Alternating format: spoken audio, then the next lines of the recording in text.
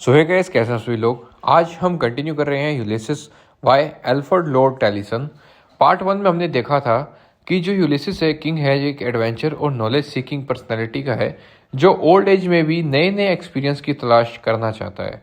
अब पार्ट 2 में हम यूलिसिस को अपने सन, जो कि जिसका नाम इसके अंदर बताया गया है टेलीमैकस, अब इसको मैं कैसे प्रोनाउंस कर रहा हूँ मुझे नहीं पता, बट टेलीमैकस इसके अंदर बताया गया है, इसके बारे में बात करता है और बताता है कि उसके और उसके बेटे की ड्यूटीज और पर्सनैलिटीज कितनी ज्यादा अलग अलग है। This is my son, my own टेलीमैकस।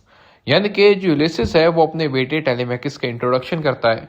To whom I leave the sceptre and the इल्स। वो कहता है कि मैं अपना किंगडम और अपनी अथॉरिटी अपने बेटे को दे रहा हूं। कैप्टर शब्द इसके अंदर यूज किया गया है जिसका मतलब होता है कि किंग की पावर और अथॉरिटी का सिंबल है। ये एक तरीके से किंग की पावर और अथॉरिटी का सिंबल है। Well loved of me describe to fulfil. वो बताता है कि मैं उससे बहुत प्यार करता हूं और मुझे यकीन है कि वो अपनी रिस्पॉन्सिबिलिटीज को अच्छे से निभाएगा। This labour by slow prudence to make mild.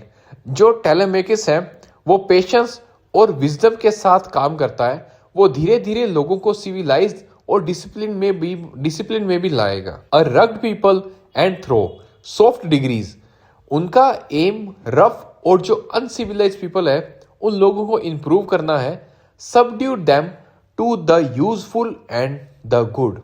वो उन्हें अच्छे से और काफी ज्यादा प्रोडक्टिव सिटीजन बनाना चाहता है और काफी ज्यादा उनको प्रोडक्टिव भी बनाएगा। उसको पूरा विश्वास था अपने बेटे के ऊपर। Most blameless is he centred in the sphere. जो टेलीमैकस है एक आइडल और एक रिस्पॉन्सिबल पर्सन है।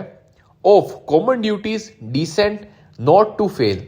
वो अपनी ऑर्डिनरी ड्यूटीज को सिंसियरली परफॉर्म करता है। इन ऑफिस ऑफ टेंडरनेस वो काइंड और केयरिंग नेचर का है। एंड पे और वो रिस्पेक्ट और डिवोशंस दिखाता है। Meet adoration to the household gods. वो फैमिली के ट्रेडिशंस और जो भी उनकी रिलीजियस ड्यूटीज होती है उन सभी को काफी ज्यादा इंपॉर्टेंस भी देता है। व्हेन आई एम गॉन, मेरे मरने के बाद भी वो ये सब कंटिन्यू रखेगा। He works his work I mind. Poem की सबसे इंपॉर्टेंट लाइन में से एक इसका मतलब ये है कि जो टेलीमैकस का काम मुझसे अलग है और मेरा काम अलग है। यूलिसिस एक्सेप्ट करता है कि हर इंसान को अपना रोल और पर्पस पता होता है कि उसे क्या करना है और कैसे करना है, और काफी ज्यादा दोनों का अलग भी होता है। सो अब जो यूलिसिस है वो अपने सेलर और दोस्तों को एड्रेस करता है, उन्हें एक एडवेंचरस जर्नी के बारे में इंस्पायर करता है। वो कहता है कि there lies the port the vessels puff her sail. जो यूलिसिस है वो समंदर के किनारे खड़े शिप की तरफ इशारा करता है। शिप रेडी है, तैयार है और इसका सेल हवा से भर रहा है। There gloom the dark bold seas. उसके सामने विशाल और काफी ज्यादा अंधेरा समुंदर फैला हुआ है। ये अननोन फ्यूचर और एक न्यू एडवेंचर का सिंबल अभी दिखा रहा है। My mariners souls that have toiled and wrought and thought with me.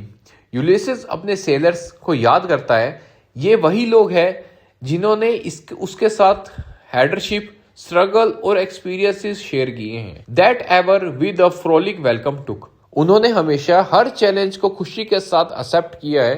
The thunder and the sunshine and opposed. चाहे मुश्किलें हो या खुशियां, उन्होंने सबका सामना किया है। Free hearts free foreheads. You and I are old. हम सब अब बूढ़े हो चुके हैं, लेकिन जो हमारी स्पिरिट है, हमारी जो आत्मा है, वो अभी भी फ्री और करेजियस है। Old age hath yet his honour and his toil. जो ओल्ड एज का मतलब इनएक्टिविटी नहीं है, बुढ़ापे में भी रिस्पेक्ट और पर्सनैलिटी और रिस्पॉन्सिबिलिटीज होती है। Death closes all but something ere the end. एक दिन डेथ सब कुछ खत्म कर देगी, लेकिन उससे पहले कुछ मीनिंगफुल काम किया जा सकता है, ये किंग बताता है। Some work of noble note may yet be done. अभी भी कुछ ग्रेट और मेमोरेबल अचीवमेंट्स पॉसिबल है, वो समझाता है अपने साथ वालों को। Not unbecoming men that strove with gods. हम वही हीरोज हैं जिन्होंने कभी गॉड्स जैसी पावरफुल फोर्सेस का सामना किया था, इसीलिए हमें अपनी ग्रेटनेस के अकॉर्डिंग ही जीना चाहिए। The lights begin to twinkle from the rocks. शाम हो रही है और जो रॉक्स है, पत्थर के पास जो लाइट्स है, वो भी अब चमकने लगी है। The long day veins, the slow moon climbs the deep. दिन खत्म हो रहा है और जो मून है, चांद है, धीरे धीरे ऊपर आ रहा है। ये लाइफ के एंड और ओल्ड एज का सिंबल है, बता रहा है। मॉन सराउंड विद मैनी वॉइसेस। समुंदर की आवाज एक मिस्टीरियस एटमॉस्फेयर क्रिएट करती है। Come my friend. जो यूलिसिस है वो अपने जो कंपनीज होती है उनको मोटिवेट करता है। It is not too late to seek a newer world.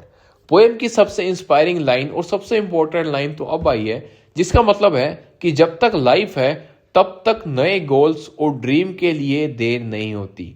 Push off and sitting well in orders might. चलो शिप को समुंदर में ले चलो। The sounding furrows. अपनी ओर से समुंदर की वेव्स को चीरते हुए आगे बढ़ो। For my purpose holds. मेरे डिटर्मिनेशन अभी भी स्ट्रांग है। To sail beyond the sunset and the baths. मैं सनसेट के पार तक जाना चाहता हूं। ये अननोन वर्ल्ड और एंडलेस एक्सप्लोरेशन का सिंबल है। Of all the western stars until I die. मैं डेथ तक एडवेंचर और नॉलेज की तलाश करता रहूंगा। It may be that gulf with wash us down. हो सकता है कि हम समुद्र में डूब जाएं। It may be we shall touch the happy isles. या हो सकता है कि हम हैप्पी इसेल्स यानी कि हेवन लाइक प्लेस, ऐसी जगह पर पहुंच जाएं। And see the great Achilles whom we knew. शायद हम अपने पुराने हीरोज एशिल्स से दोबारा मिल सकें। थो much is taken much abides. हमारी यूथ और स्ट्रेंथ चली गई है, लेकिन बहुत कुछ अभी भी हमारे पास बाकी है। And though we are not now the strength which is old days.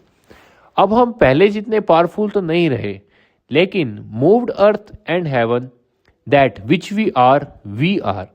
लेकिन हम जो है वही है। हमारी आइडेंटिटी और जो हमारी स्पिरिट है अभी भी वही है। One equal temper of heroic hearts. हम सब एक जैसे ब्रेव और हीरोइक हार्ट्स वाले हैं, अच्छे दिल वाले हैं, हीरो जैसे दिल वाले हैं। Made weak by time and fate but strong in will. Time और जो डेस्टिनी है दोनों ने ही हमें फिजिकली वीक बना दिया है, लेकिन हमारी जो विल पावर है वो अभी भी स्ट्रॉन्ग है। To strive, to seek, to find and not to yield. Poem की सबसे फेमस लाइन जो कि अब आई है लास्ट में, जिसका मीनिंग है टू स्ट्राइव, हमेशा मेहनत करते रहना। टू सीक, नई नॉलेज और एक्सपीरियंसेस की तलाश करते रहना। टू फाइंड, अपने गोल को अचीव करना। नॉट टू यील्ड, कभी हार ना मानना।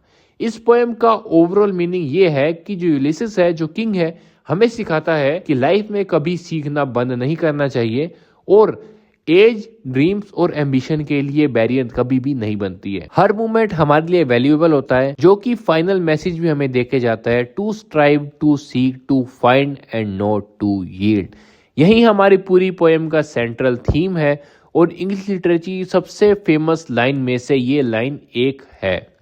सो गाइज, ये थी हमारी पोएम। हमने हमारी पोएम यूलिसिस खत्म कर ली है। पहला पार्ट जिसने नहीं देखा उसे पहला पार्ट देखना बहुत ज़्यादा ज़रूरी है, तभी उनके पूरी पोएम समझ में आएगी। ये थी हमारी वीडियो, हमारी पोएम यूलिसिस। अगर आपको वीडियो पसंद आई हो चैनल को सब्सक्राइब जरूर से करिएगा, वीडियो को लाइक भी करते चलिएगा, क्योंकि इसी के कारण ही आपकी इंग्लिश लिटरेचर में काफ़ी ज़्यादा हेल्प हो सकती है।